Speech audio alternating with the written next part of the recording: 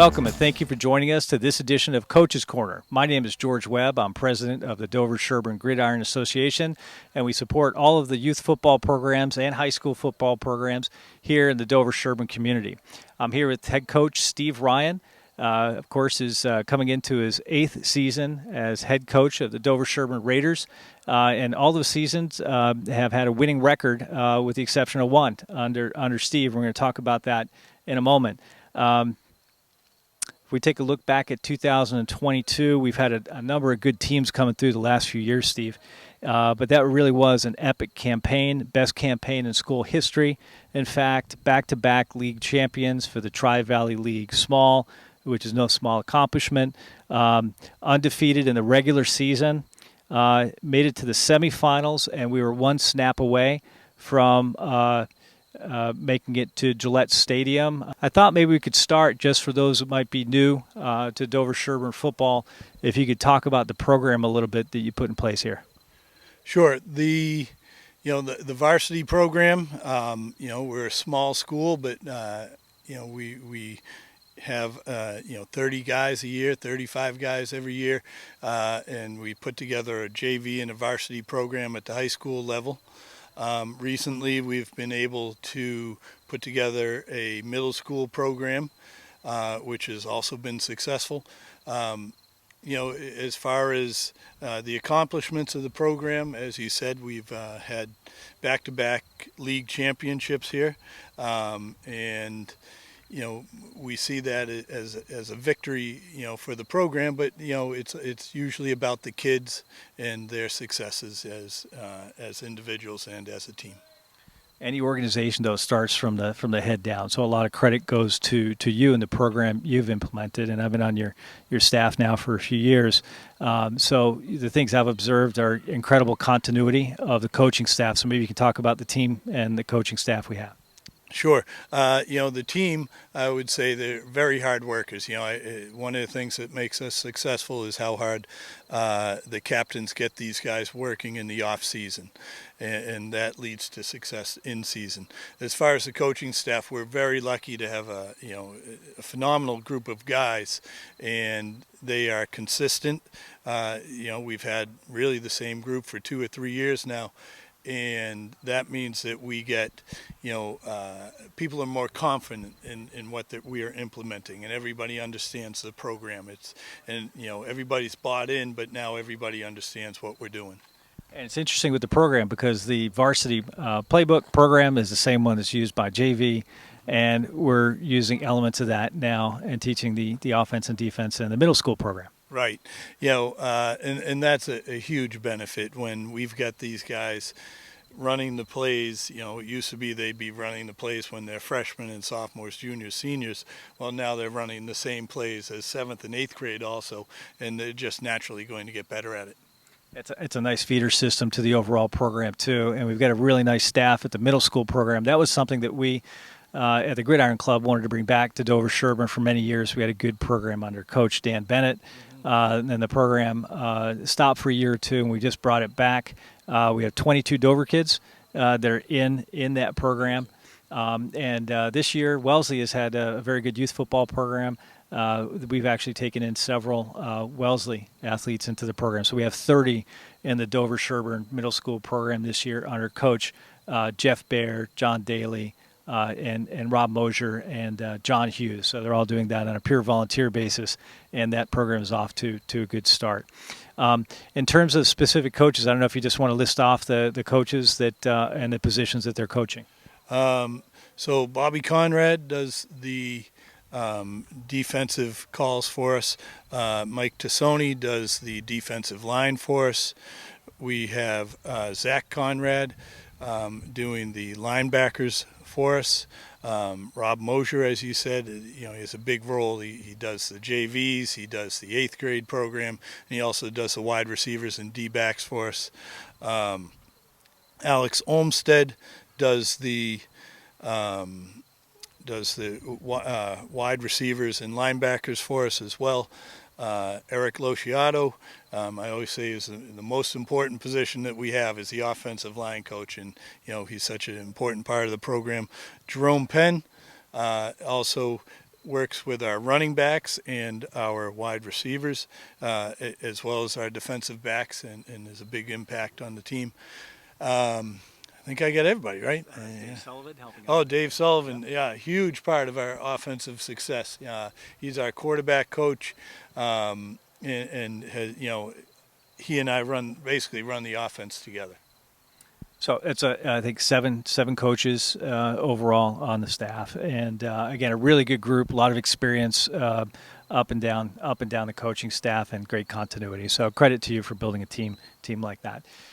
What we'd like to do now is take a break, but we're going to leave it to Dover Sherburne TV and our friends over there to go back through last year's highlight film and maybe get a little hype reel on a few plays, so we can look ahead when we come back to the 2023 season, and we'll talk about the team. We've already had a couple of weeks of practice, and then we'll give the lookout for the season ahead.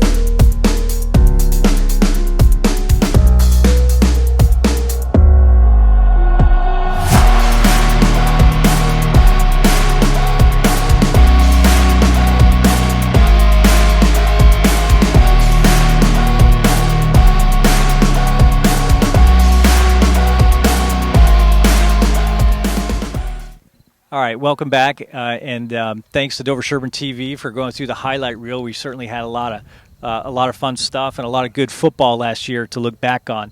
Now we're starting to look ahead, Steve. We had 13 seniors graduate, and but we have a nice group of juniors that are now rising seniors that have come in. Maybe you can talk a little bit about that transition. Sure. It's always difficult to lose 13 seniors in a small team like that, but our team, is resilient, and it starts with our captains. We have 5 captains now, and they've taken over the program, with their leadership. And it's difficult to replace a guy like Mackay, at linebacker, or Matt Darren and Alex Banerjee on the offensive line.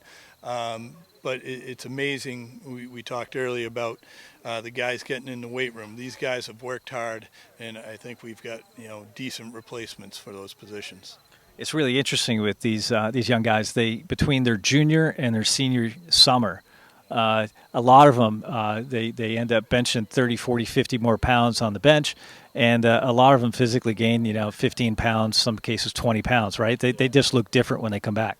Right. The maturity. The growth in maturity between their sophomore and senior year is enormous, and our kids, have enhanced that natural growth, just by getting in the weight room. It's been amazing how hard they've worked. It makes a difference. It's interesting now too. The program we've had in place for several years, you've had in place. We have just in the last few years, we have 10 college players now that matriculated from Dover Sherburne, playing at Division I schools, Division II schools, Division III schools. We're going to have another section on Dover Sherburne TV and Coach's Corner here to highlight each of them, one player a week over the coming season. But I don't know, Steve, you just want to talk about that. That's been really good success. It's one of the things we're really proud of is that we have kids playing in college now. Kids used to come out for football and it'd be just as kind of a recreational thing, and now we have players who are really good and they recognize they can play in college, and not only that, it helps them get into different colleges, and they can put this on their college essays and plan to be part of a college football program. It's an amazing thing. And like I said, it's something we're really proud of, that the kids are able to do it now. So, Steve, we have players in a number of really good football programs, too. We have them at University of Chicago, Vanderbilt, of course, Carnegie Mellon, Denison University, and several others. Like I said, we have 10 of them, and we'll feature each one of those players in the upcoming season. But that's a real credit to you and the program to to allow those students to realize their potential and play at the next level. Yeah, those are great schools you mentioned right there, and to have guys playing at that level and at those type of schools, we're really proud of that. It's interesting. Our 2 tackles last year, two of the really smart kids, and ended up a really great football program. So we'll talk more about that in a little bit. The group that's coming in of seniors, can you talk about the 5 captains a little bit and key positions on the team? So our 5 captains are Dylan Rogers, who's an offensive tackle and a defensive end. Brian Olson, who's a wide receiver and a defensive end. Garrett Webb, who's our quarterback this year. And we've got Emilio Caby, who's a wide receiver and a defensive back. And Chris Kiesling, who's a wide receiver and a linebacker. And it starts with those guys, and they're the leaders of the team, and things revolve around them. But we have a couple other guys who are significant, impact guys. Walker Adams is going to shore up our offensive and defensive line with Jacob Kumilo. He's been amazing. The transformation for him in the last year. He's been in the weight room, and now, he's turned into a guy who, another guy we project who could play in college. These guys have turned into really good players. And it's a nice group again. We've been fortunate the last several years that really high quality, high character group of athletes coming through. Yeah, we're really proud of these guys on and off the field. They do the right things on the field. They do the right things off the field, and I really believe that's what leads to success. The culture that has been, and culture is such an important thing, particularly for the underclassmen coming in. Right, it can always be intimidating as a freshman to be playing with a senior. A freshman isn't even shaving yet, and you got a guy with a beard next to you. Our team has always really treated the freshmen a very flat organization, and there's no second-class citizens, right? Can you talk a little bit about that and how it's really helped develop the young underclassmen? Yeah, it's really important in a program like ours. We have clearly no classism whatsoever. We never have anything, freshmen go get the water, freshmen do this. As a matter of fact, when it's my call, it's always seniors, you're on the water, or seniors, captains, you're picking up the bags today. And that's important because our freshmen, they're not only part of the program, they're playing. Right, we have 30 guys on the field, and so those 5 freshmen we have this year, they have to be ready every second to get on the field, and so making them feel like part of the team is an important part of their success. Coach sets the edge on the culture, and the captains are the ones that really take it to the locker room because we can't be there all the time, right? And the last several captains groups have done a really nice job in just really making the whole team integrated and part of the effort. So credit to the 5 coming up. They've already done a nice job coming into camp. So let's pivot and talk about camp. We're 2 weeks in, right? We've had 2 scrimmages. We did Brookline, Norwood, Hopkinton. And I interviewed you this time last year, and it's kind of like you got the raw material and you can kind of see things coming into form. How do you like the team, and what are the things we're looking at right now?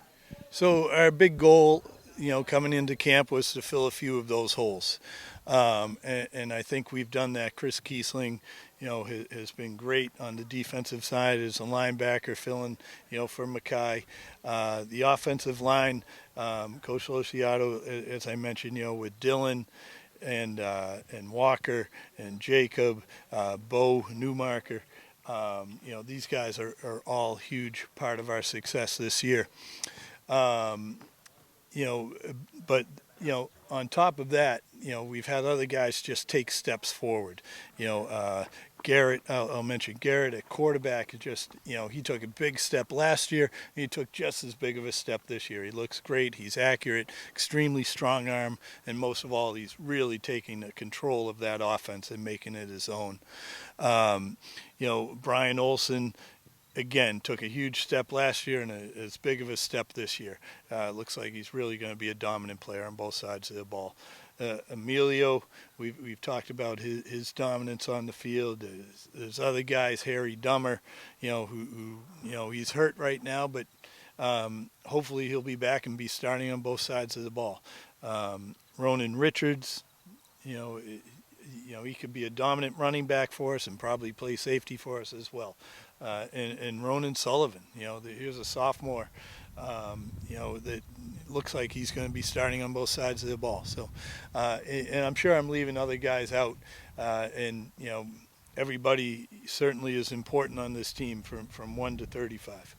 It's interesting, year to year, you get graduated group and you say, how are we ever going to make up for that, right? True, yeah. And then these kids come back 9 months later, they're 6 months later, they're bigger and faster, and they fill in the spot. So I think if we take a look at the team, a great group that graduated, but I think we have some really, really good athletes stepping in for the majority of the positions, right? I agree, and that's what we need just to fill those holes and keep the success going. So this time of year, we're lucky. We had a couple of hot practices and mixed weather over here. Conditioning is really important for a small team like ours, right? Because we got guys going both ways, and some teams have the luxury of a dedicated O&D. So we're kind of going through that now. The scrimmages we've had have been it's the same groups we've scrimmaged the last couple of years, and it's nice to mix in Division I through Division III, 4 teams that we're playing against. They're typically bigger, more kids, but our guys seem to be, holding their own, and in some cases a little bit better than that. Yeah, and that's part of our philosophy. We want to scrimmage good teams and get ourselves ready for the regular season. During our regular season, there's no cupcake that we're playing. So our scrimmages are against teams like Brookline and Norwood and Hopkinton, and we've got a jamboree coming up with Braintree's going to be there, and Blue Hills, and these are all really good teams. They're very physical and get us ready for the regular season. So that's coming up on Saturday at Blue Hills, and we go for that's a good long day of football, and that's kind of that's the final warm up, right? That's it, and that's Saturday, and 6 days later we're playing our first game at Ashland. So let's talk about before we talk about the individual teams we're playing. Can you talk about TVL Small this year? And every year, the different schools graduate different groups, and wax and wane. Who are the teams that we're looking at? Maybe we can just list off who's in our division, and then who looks like they're going to be pretty competitive this year. So in our league, we hope to, be in the hunt again. Clearly, it's going to be Bellingham. It's very strong again this year. We expect Dedham. They've been building around this group of seniors for 3 years, so they look to be very strong as well. The other teams like Norton and Medway and Millis, they always surprise you. Everybody's out there to win games. Everybody plays hard, and everybody's going to hit you. So, we have to be ready every single week. And Sharon looks like they're going to be pretty good this year too. A little different team from last year. Yeah. Sharon, they're back playing in the Hockomock League. They had an independent schedule last year, and that's just a tough league. And so they'll come, ready to, for us in a non-league game and ready to, they'll be, tough enough, and ready for us to play us. So let's pivot toward the opening couple of games over here. We're going to have a tough start to the season, just like we did last year. Last year we opened with Ashland here at our turf. This year we open at Ashland. Maybe you can talk a little bit about them. Sure. They're in the TVL Large, a much bigger school than us, but that's good for us, and we like the challenge. Last year we were able to beat them, and we know what they bring to the table. They're a good group of kids, very tough kids who want to play physical football. And they run that offense where they just get everybody very in tight and try to pound it down your throat. And, we just need to be ready and play physical and play tough against them. What do they call it? The muddle huddle? The muddle huddle, yeah. And it's definitely a different style of football. So that's a fun one to watch, how they run their offense. And, we had good success last year, but it's one of those defenses that you really one of those offenses you really have to pay attention to. After Ashland, then we have a rematch with Hudson, and Hudson was a heck of a team last year. We met them in the quarterfinals, and they were favored to win all of Division 5 and get to the championship to play North Reading. We were fortunate in that game, and I'm sure they're going to be looking for a little payback. They've got a quarterback who's, an elite athlete, a 3-sport star, but he's, I think we got a few guys too, and we had their number last year, and I'm sure they're looking for revenge, but we'll be ready. So that was another good game. That was the monsoon game, and a pitcher from the game actually made it to USA Today for Friday Night Football roundup. So that was one that we won't forget anytime soon.